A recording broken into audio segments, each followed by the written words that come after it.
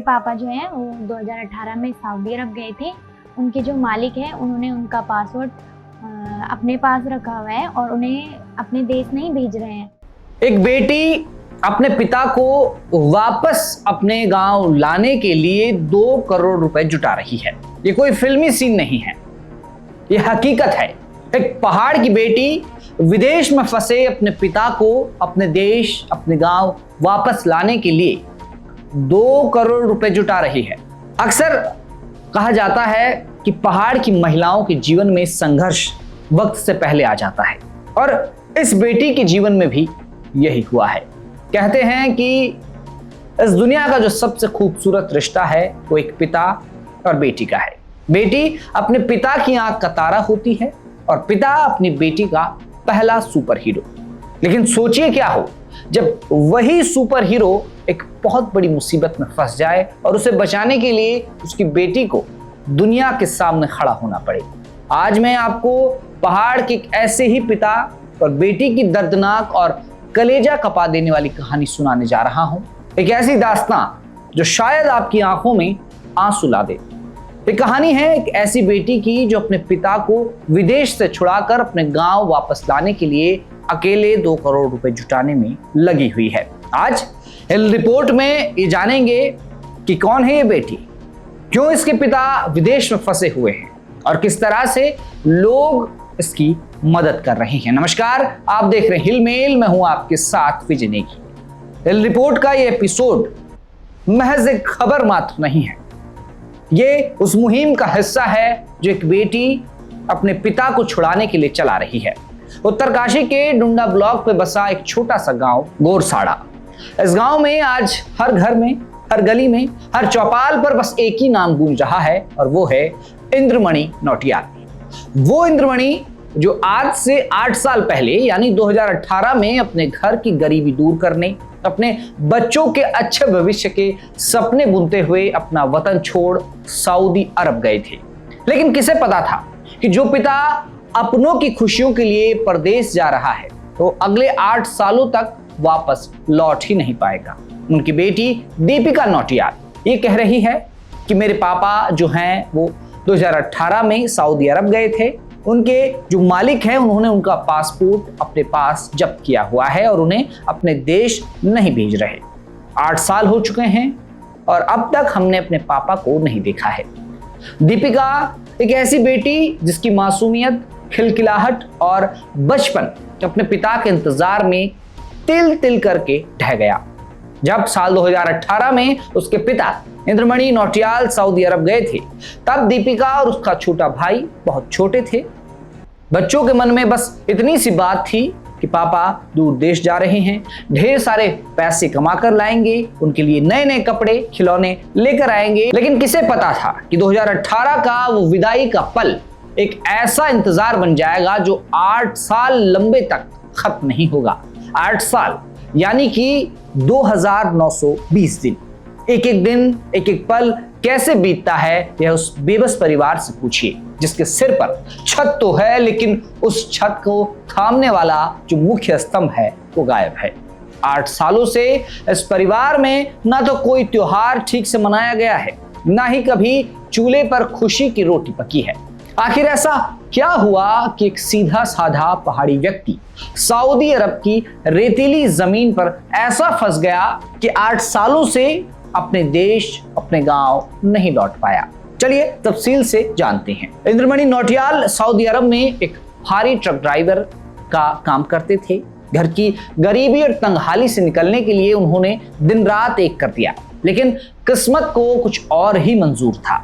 Saudi अरब में काम करने के दौरान इंद्रमणि जिस ट्रक को चला रहे थे वह एक भयानक सड़क दुर्घटना का शिकार हो गया। एक्सीडेंट इतना जबरदस्त था कि गाड़ी को भारी नुकसान पहुंचा। अब नियम के मुताबिक गाड़ी का इंश्योरेंस होना चाहिए था।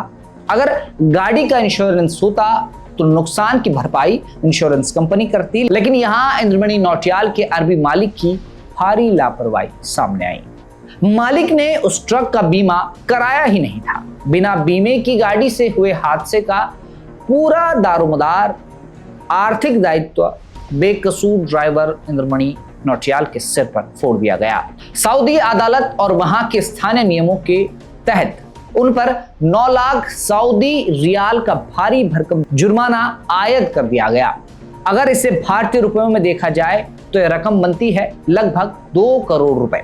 2 करोड़ रुपए एक ऐसे परिवार के लिए जिसकी महीने की आय कुछ हजार रुपए है, जिसके घर में कमाने वाला कोई दूसरा सदस्य नहीं है, उनके लिए 2 करोड़ रुपए किसी पहाड़ से भी भारी भरकम रकम है। इतना ही नहीं, सऊदी मालिक ने इंद्रमणि का पासपोर्ट भी अपने कब्जे में ले लिया और उन्हें एग्जिट वीजा देने से साफ इनकार कर दिया। ऐसे में दीपिका सोशल मीडिया पर रोज एक वीडियो जारी करती है और परिवार का दर्द भी साझा करती है। एक वीडियो में दीपिका ने कहा, हमारे घर में कमाने वाले सिर्फ मेरे पापा हैं, जो कि वहां यानी कि सऊदी अरब में फंसे हुए हैं। मालिक उनको बंधुआ मजदूर की तरह काम करवा रहे हैं और ना ही उन्हें सैलरी दे रहे हैं। हालत हमारी खराब है। बिना सैलरी के काम करवाना, पासपोर्ट जब्त कर लेना और देश न लौटने देना, इसे अगर आधुनिक युग की बंधुआ मजदूरी न कहा जाए तो और क्या कहा जाएगा।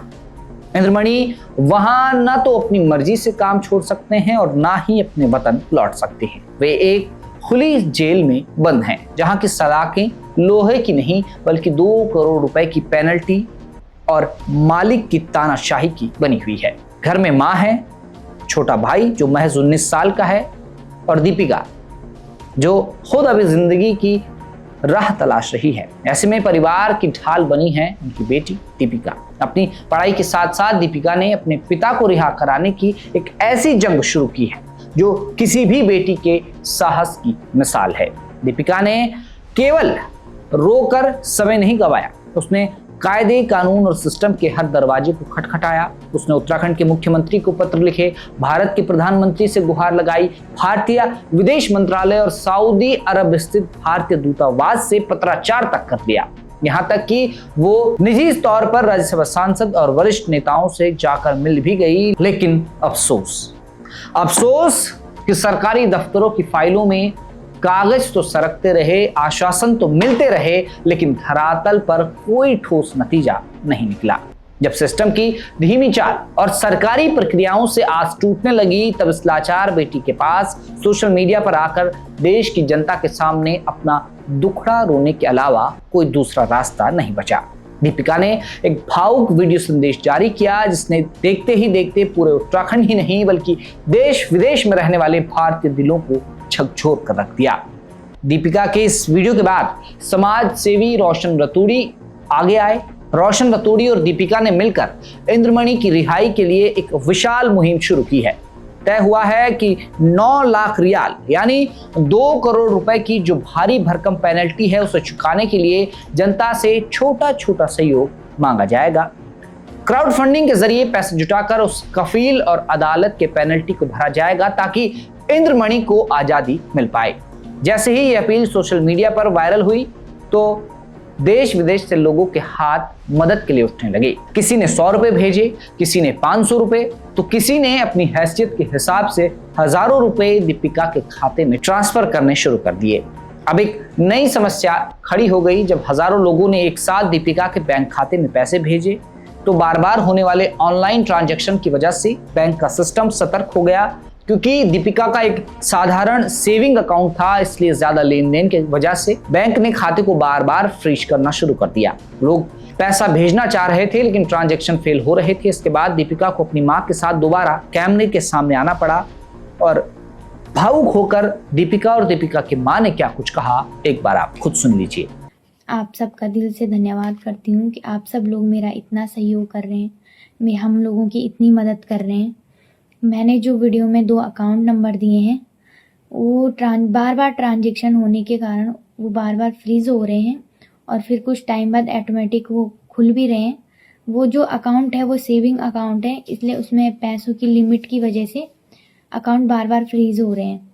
मैं इसमें काम कर रही हूँ और बराबर हम इसमें काम कर रहे हैं। जल्दी ये अकाउंट पूरी तरह से एक्टिव हो जाएंगे। जरा देखिए उस माँ के चेहरे की झुर्रियां और उन कांपते हुए हाथों को। 8 सालों से जिस महिला ने अपने पति का चेहरा तक नहीं देखा, जो हर रोज रात को इस आस में सोती है कि कल सुबह कोई अच्छी खबर आएगी, उसकी बेबसी देखिए। वो माँ आज पूरे देश के सामने हाथ जोड़कर खड़ी है। वो किसी महल की मांग नहीं कर रही, वो कोई धन दौलत नहीं मांग रही, वह बस अपने पति की सलामती और उनकी घर वापसी की भीख मांग रही है। 2 करोड़ रुपए की भारी रकम बहुत बड़ी होती है। एक अकेला इंसान या गरीब परिवार इस रकम के बारे में सोच भी नहीं सकता। आज सवाल सिर्फ इंद्रमणि नौटियाल का नहीं है, सवाल इस बात का है कि क्या विदेश में फंसे किसी बेकसूर भारतीय नागरिक की जान और उसकी आजादी की कीमत इतनी ज्यादा हो जाएगी कि उसका परिवार जीते जी मर जाए।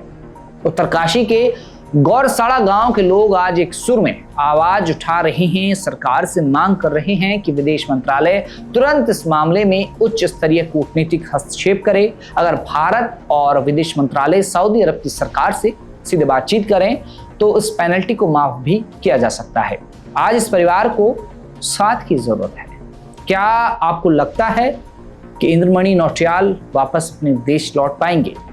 उनकी बेटी जिस तरह से सोशल मीडिया पर मुहिम चला रही है, क्या इससे इंद्रमणि नौटियाल की वापसी हो सकती है या फिर 2 करोड़ रुपए जुटाने मुश्किल होंगे? आपको क्या कुछ लगता है? कमेंट बॉक्स में आप अपनी राय रखिए और उत्तराखंड की तमाम खबरों को देखने और जानने के लिए आप देखते रहिए हिलमेल।